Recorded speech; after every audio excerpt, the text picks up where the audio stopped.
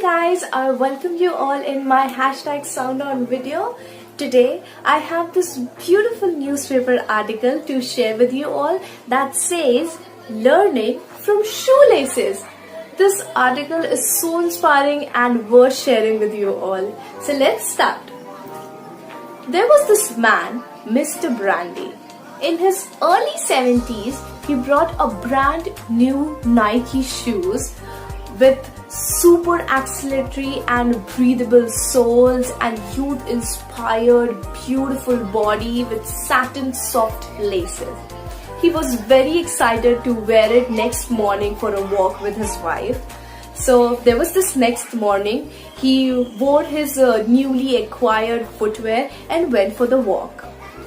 After about 20 minutes, one of the shoelace came undone.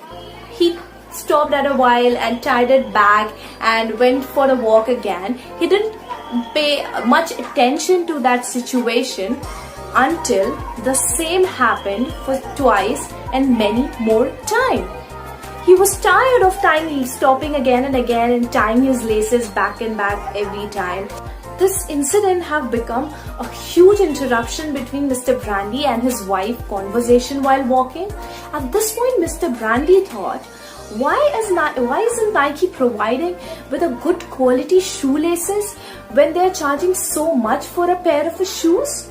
And he even thought to write this to the CEO of Nike, sharing his bad experience.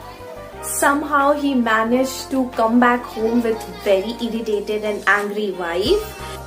Mr. Brandy determined to set it right, and he did what every intellectual thinker do when they aren't any sure about something. He Googled it, how to tie shoelaces. Bingo!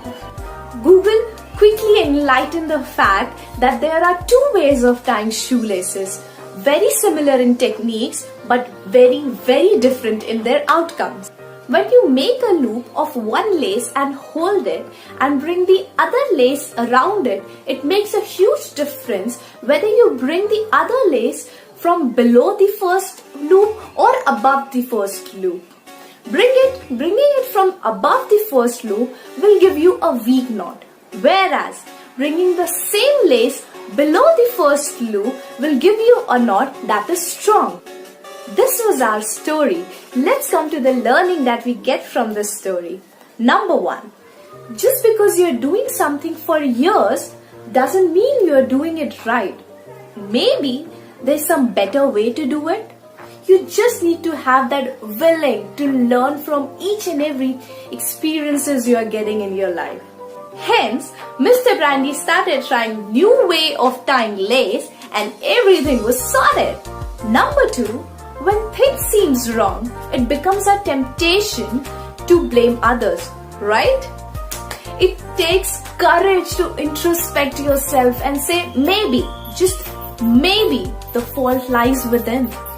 You know what? You owe the problem and you'll empower yourself to find the solution of it. And number 3, changes are hard.